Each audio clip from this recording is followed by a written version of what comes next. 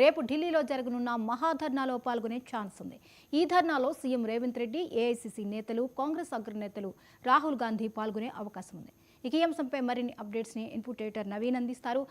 నవీన్, చెప్పండి, ఈ బీసీ రిజర్వేషన్లకు సంబంధించి మాట్లాడడానికి రేపు వీళ్ళందరూ ఒక ఢిల్లీ ధర్నాలో పాల్గొన్నట్లుగా తెలుస్తోంది.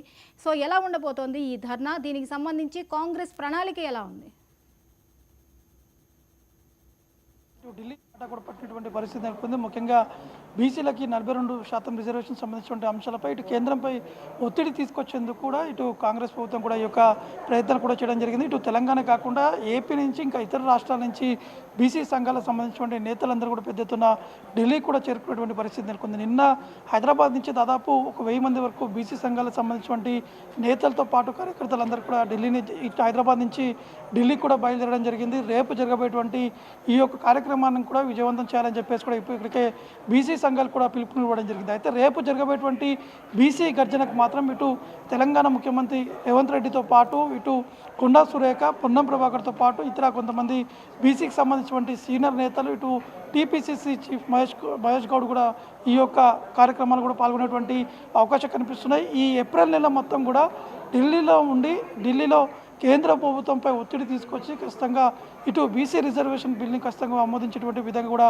ప్రయత్నాలు చేపట్టాలని చెప్పేసి కూడా ఇప్పటికే వారు ఈ యొక్క నిర్ణయం కూడా తీసుకోవడం జరిగింది. అయితే బీసీ బిల్లుని పార్లమెంట్లో ఆమోదించి 9వ షెడ్యూల్లో చేర్చే విధంగా కూడా అన్ని ప్రయత్నం చేయాలి. ఎందుకంటే పార్లమెంట్ సెషన్స్ ఉన్నటువంటి నేపథ్యంలో ఖచ్చితంగా ఈ సెషన్స్లోనే ఖచ్చితంగా ఆమోదం తెలిపేటువంటి విధంగా కూడా అందరూ కూడా ఖచ్చితంగా పోరాటం చేయాలని చెప్పేసి బీసీ సంఘాలతో పాటు ఇటు కాంగ్రెస్ పార్టీలో ఉన్నటువంటి కొంతమంది ముఖ్య నేతలు కూడా చెప్పడం జరిగింది. కాబట్టి రేపు పెద్ద ఎత్తున బీసీ మహాగర్జన సభ జరుగుతున్నటువంటి నేపథ్యంలో ఇటు రాహుల్ గాంధీతో పాటు మల్లికార్జున్ ఖర్గే, ఇటు తెలంగాణ ముఖ్యమంత్రి రేవంత్ రెడ్డితో పాటు ఇంకా కాంగ్రెస్లో ఉన్నటువంటి చాలామంది సీనియర్ నేతలు, ఇటు దక్షిణాది రాష్ట్రాలకు చెందినటువంటి బీసీ సంఘాలకు సంబంధించినటువంటి నేతలు కూడా ఈ యొక్క సమావేశం అంటే బీసీ రిజర్వేషన్ సంబంధించినటువంటి ఈ యొక్క ధర్నాకు పాల్గొనేటువంటి అవకాశం కనిపిస్తుంది. దాంతోపాటు ఇప్పటికే కొండా సురేఖతో పాటు పొన్నం ప్రభాకర్ ఈరోజు సాయంత్రం ఢిల్లీ కూడా బయలుదేరి వెళ్ళేటువంటి అవకాశం కనిపిస్తున్నాయి.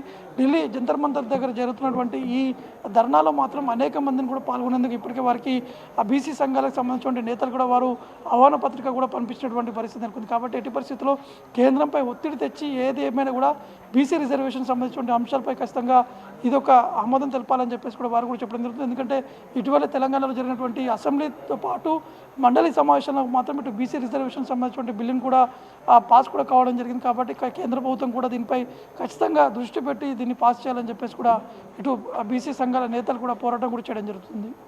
నవీన్, ఈ మహాధర్నాకి ఇతర పార్టీల మద్దతు ఏ మేరకు ఉండే అవకాశం ఉంది? రైట్, ఇప్పటికీ మెయిన్గా 12 బీసీ సంఘాలు మాత్రమే వీరు కీలకంగా ఉండాలని చెప్పేసి కూడా నిర్ణయం కూడా తీసుకోవడం జరిగింది. దాని తర్వాత మిగతా కొంతమంది పార్టీకి సంబంధించిన నేతలు కూడా ఆ ఇన్విటేషన్ కూడా పంపించడం జరిగింది. కానీ కేవలం కాంగ్రెస్ పార్టీతోటి ఇండియా కూటమిలో ఉన్నటువంటి పార్టీకి సంబంధించిన నేతలు కూడా పూర్తి స్థాయిలో వీరికి మద్దతు కూడా తెలిపేటువంటి అవకాశం కనిపిస్తుంది. ఎందుకంటే రేపు రాహుల్ గాంధీ కూడా ఈ యొక్క ధర్నాలో పాల్గొంటున్నారు కాబట్టి ఇందులో చాలా కీలకంగా ఉండేటువంటి అవకాశం కనిపిస్తుంది. ఇండియా కూటమికి సంబంధించినటువంటి నేతలు కూడా ఇప్పటికే ఢిల్లీ కూడా చేరుకోవడం జరిగింది. రేపు ఉదయం 9:30 గంటలకి ఈ మహాధర్నా కూడా ప్రారంభమయ్యేటువంటి అవకాశం ఉంది.